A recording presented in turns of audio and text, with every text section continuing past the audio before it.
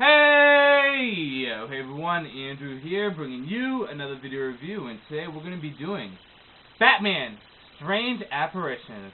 Take a look at this comic cover right here.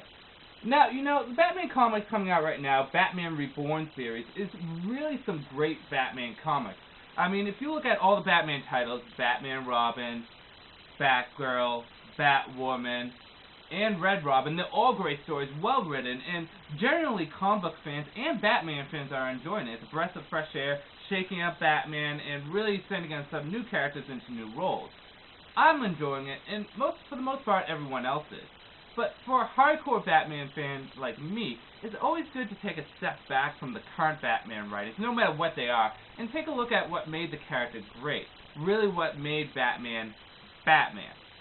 Now, I said it before and I'm going to say it again. The Bronze Age is really where comics started to hit their stride. Now, the Silver Age is incredibly important because it laid down the foundation for many of the characters, many of the themes, and just overall for comics in general. But despite how important the Silver Age is, you can't deny the fact that it had that campy, goofy-like feeling for the most part.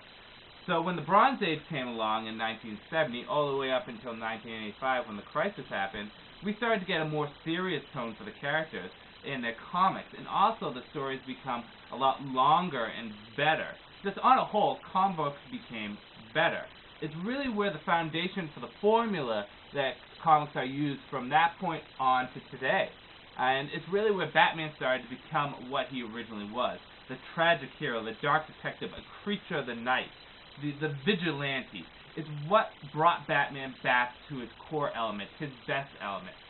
Bronze Age is also important for comic books in general, not only because it lays down the foundation, the formula for comic book stories now, but it also shows a significance in growth for the comic book industry, at least in DC. Because in DC, once the Bronze Age hits, characters start to get older. Robin ages, Batman gets older, the Justice League changes. Just on a whole, it shows a growth in the comic book continuity, which is nice. So, the Bronze Age, I think, is probably one of the most important ages for comic books because it really did mix things up and change things. Now, like I said before, the Bronze Age, with stories such as Tales of the Demon and Dennis O'Neil's run with all the Batman comics, and the stories in Strange Apparitions, along with all the other stories, really reestablished Batman as that dark detective, that creature of the night, the vigilante, the tragic hero that we all know and love. And it's really nice to see Batman in this formula because Batman has changed throughout the years so much. But no matter how much he's changed, he always kept that dark detective, creature of the night, vigilante, tragic hero to him. Now, I'm going on about the Bronze Age and how it affected comics and Batman. How about we actually get into Strange Apparitions itself? Now, Strange Apparition doesn't really have one big story arc, but rather small stories that all connect to each other. One story will make reference to another story, and there's themes that continue on throughout each story. But overall, there's not one big story arc. Now, in Strange Apparitions, Batman goes up against some of his deadliest foes. Among them are the likes of, say, Joker, Penguin, Rufus Thorne, Deadshot, and many others. In particular, Hugo Strange makes his comeback. Now, you gotta think, well, Hugo Strange has shown up quite a bit in the modern continuity, but at this point, Hugo Strange hasn't been seen since the Golden Age.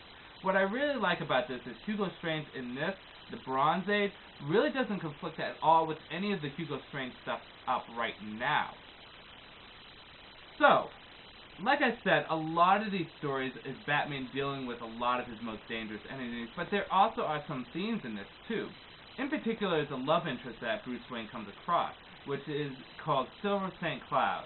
Now, what kind of name is that? But whatever. It's cool. See, Silver St. Cloud is a girl that kind of gets together with Bruce Wayne, and the thing is that Bruce Wayne / Batman is falling for this girl in both his persona as Bruce and Batman. Their relationship develop, and you see it go up and down and up and down, and you see it really, it's really one of Batman's most unique love interests because it just feels very genuine in this. So, Silver St. Cloud plays an important role in this. In addition to that, you get to see Robin show up a bit as Dick Grayson, which is nice because seeing Dick Grayson as Robin is always nice. It kind of brings you back to that good old classic feel. In addition to that, you get a lot of stories that in this transcended into the Batman animated series. You see a lot of themes from the Hugo Strange stories to the Joker story with the laughing fish, with Rupert Thorne and Clayface and Penguin, all these stories at some point in some way kind of get adapted into the animated series. So if you watch the animated series and then you read this, you really start to see where those stories came from. I'm not going to go into the stories themselves because I kind of want to leave that for you to read and to enjoy for yourself. There really are good stories. So with that said, let's just get into the good, the bad, and whether or not you should get it. Well, good. Let's start things off with the writing is really nice. Like I said, this is really where Batman starts to get back to his roots, really starts to get good. All the characters are portrayed nicely. I really like the interaction between Bruce Wayne and Silver St. Cloud, Batman and Robin, along with Batman conflicting with all his enemies. Now, there's a run-on kind of fan-based joke or fan-based phase called Batman God, which is Batman's so good that he can't be beaten by anyone. And that's the case. He's Batman. But this is back when Batman was still considered kind of vulnerable and still kind of mortal. Sure, he still defeated his enemies, but he struggled and he persevered. And this is really where Batman was kind of still feels like a mortal man. Not to say Batman doesn't feel like a mortal man now, but if you look at Batman now, really, what can stop him? Nothing. He's the fucking Batman.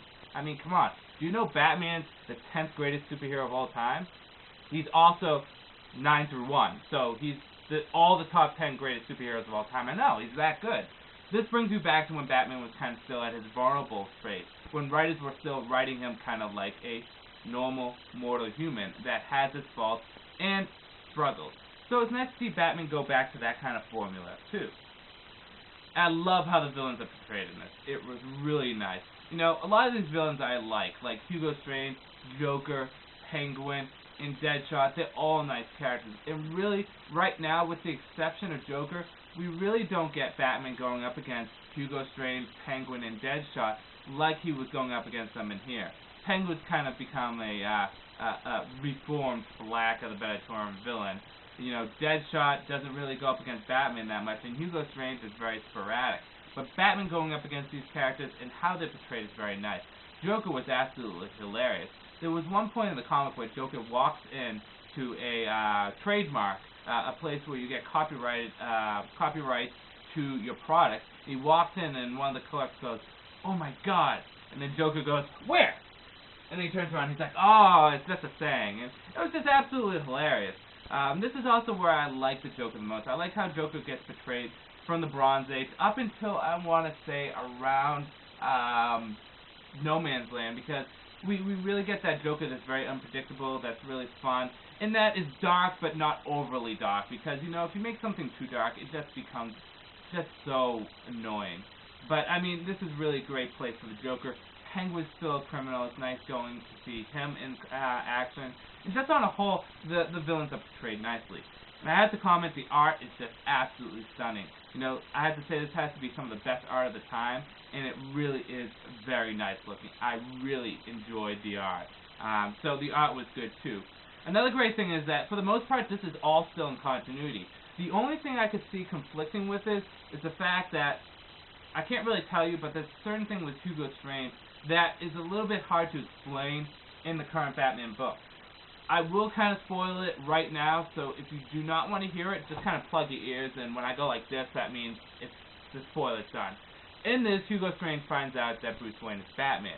However, it's never really resolved, you know, Hugo Strange kind of forgetting that he's Batman, because he doesn't know he's Batman now, at least not to my knowledge, because Hugo Strange does return. In later detective issues after this, he comes back, because it's shown that something happens to him in this, but it's never really resolved him knowing the identity of Batman. So I want to see how that kind of plays into the modern stuff, if these stories are for the most part considered canon, which I believe they are.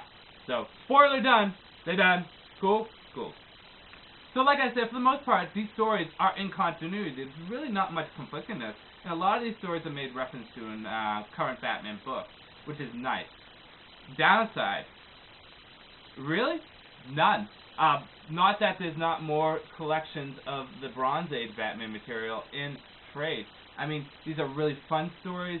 These really bring you back to Batman's roots, and you get kind of that nostalgic feel to it, whether you've read these comics or not. Now, I've read bits and pieces of Strange Apparitions before I bought it, because someone I knew had them, and I borrowed it for a bit. Or I read it, actually, while I was over their house, but just rereading these stories and just it brings you back to that good old-fashioned Batman feel. And it really is something I recommend picking it up, because it really is some great stuff. I can't stress that enough. I've said that like 4 times in the past 10 seconds. This is really great stuff. There's not much wrong with this.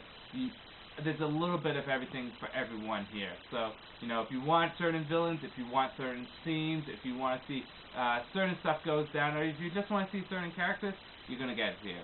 So, Batman Strange Apparitions. It's not that much. It's only $12 in trade. Finding it online is going to be a little bit more. I've seen it on Amazon and eBay go for like $27 to $30. I recommend getting it into store. I don't think it's that rare. I've seen it in my comic book store, so it shouldn't be that hard for you guys.